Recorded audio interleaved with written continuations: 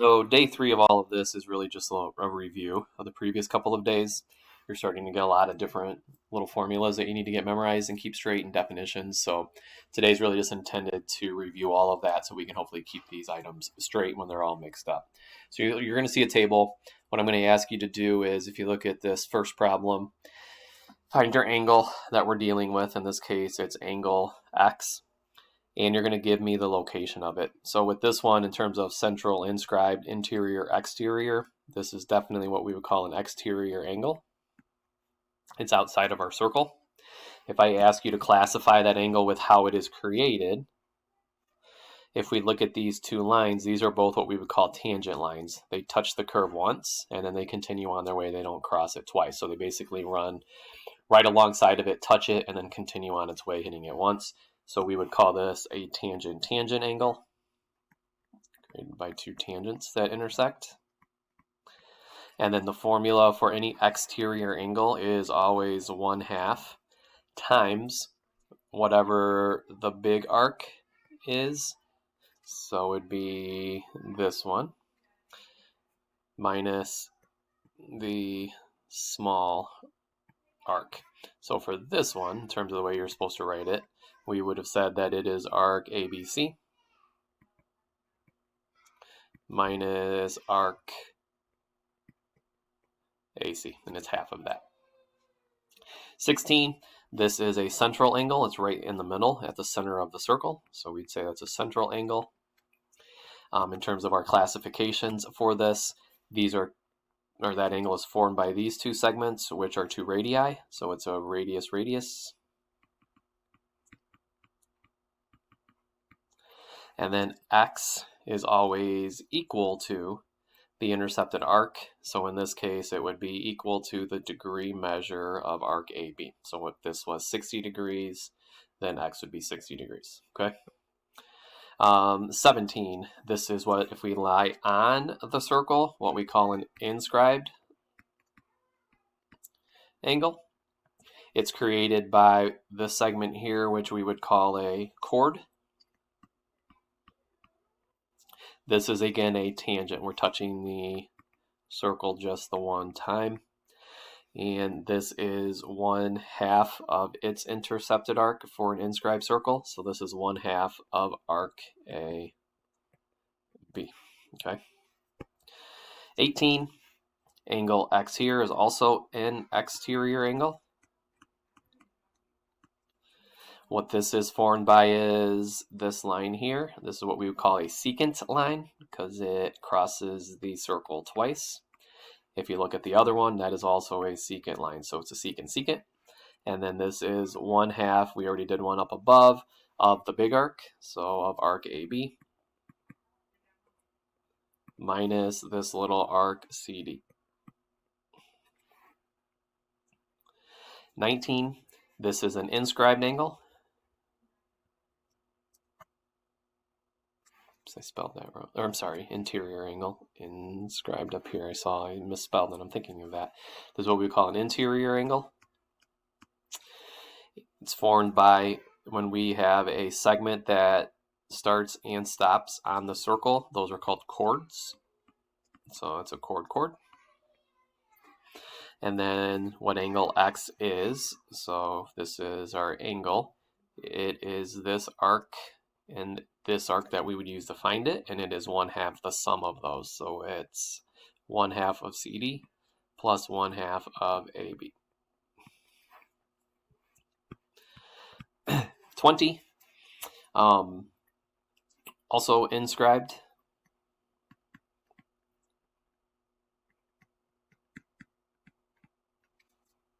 Let's pretend that's an S right there. So inscribed means it lies on the circle. So this angle lies on the circle. It's formed by two chords also. This is a chord, and then that's a chord. So chord. And then the inscribed formula that we had up above is the same. It is 1/2 of its arc that those two things create. So 1/2 of arc AB. 21. That is an exterior angle. It is formed by what we would call here a tangent line. We touch it once. This is a secant because we cross it twice. Then 1/2, and then you're going to do arc AC minus arc AD. Okay, so that's pretty much what we've done here, really, since we came back from spring break with all of this, for the most part, and then just trying to keep all those things straight. So with these, it says for each question, identify the type of angle, identify the angle was formed, and then write the appropriate formula, substitute in the known value, solve for x. So the big thing is, let's go ahead and find some values. We just reviewed all of that. We'll take maybe the first one we'll go all the way through, but we really just want to know, can we use what we just talked about above? So this is what we would call an inscribed angle. It's formed by two chords. All right, and then the way we find that is angle x, which should be equal to 1/2 of its intercepted arc, and we know the intercepted arc is a 70. So the x should have an angle measure of 35 degrees. Okay. 23 is the same formula, but you're just going to work backwards now. It's kind of the opposite of what we just did. This is still what we would call an inscribed angle. And now what we're given is the inscribed angle. So what we would set up is 50 degrees should be 1/2 of this arc here, which is now x.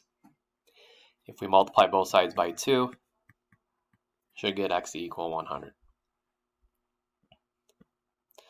24 is an exterior angle.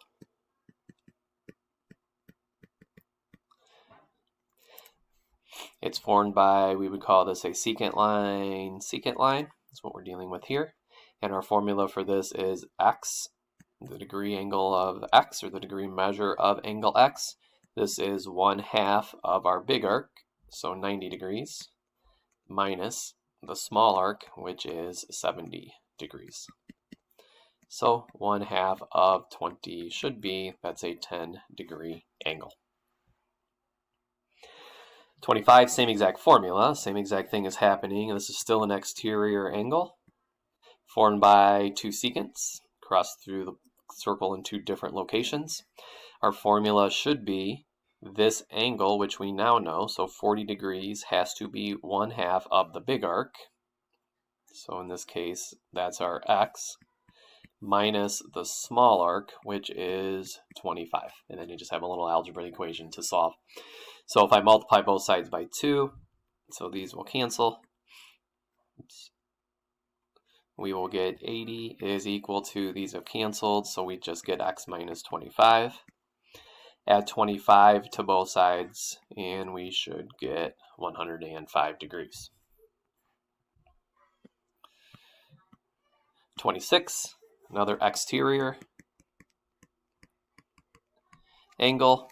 It's formed by two tangents. These are tangent lines. When we did that, this angle here, which we know, so 42 degrees, should be 1/2 of this angle and this angle. This one's a little trickier though, where we don't know either one of these two angles. Okay, you weren't given, or degree measures. These are arcs, so we don't know either arc. But what we know is that from, let me do this in red now since I already covered it, from here to here, that's going to be x. And what we know is the whole circle is 360 degrees. So what the rest of this circle has to be, so do this in yellow. The way we could define the yellow circle would be 360 degrees minus the red part. So what that basically means, think about, I'm just making this number up, so don't write this down. Let's say this was 100 degrees. The red was 100 degrees. Then I would subtract 100 from 360, and then I would have known that the yellow was 200 degrees. Now, we don't know that this is 100, so we don't want to assume that. But we can define now both of these as one of them as the x, the other is 360 minus x. And then we know the bigger arc is the 360 minus x, minus the red smaller arc, which is x. We'll clean this up a little bit first. So now we have 1/2 of 360 minus 2x, and then we would solve that equation just like we did the one above. So multiply both sides by 2. We'll get 84 to equal 360 minus twice x. I'm going to subtract the 360 over so that they cancel here. So we will get a negative 2x. And that should give us a negative 276. We would divide that by negative 2. Let's see here. And that should give us 138 degrees. Let's do this over here. So x should equal 138 degrees. So a little trickier one. 27.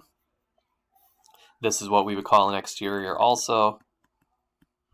This one is formed by, again, a tangent line, and then we would call this a secant line. So that, again, is this angle.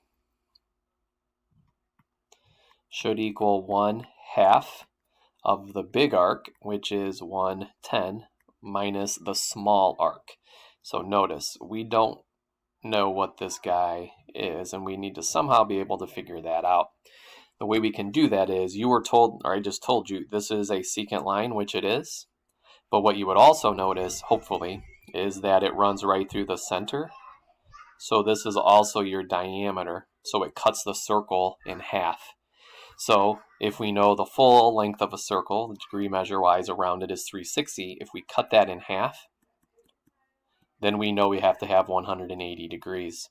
So this whole length here above the red line has to be 180 degrees. If we know that this is 70, then that would tell us that the black part that we don't know would have to be 70. So that the 70 and 110 would make up the full half circle and give us the 180. So we plug in our 70 for the small arc. X would then be 1/2 of 40. So we would get x equal 20 degrees.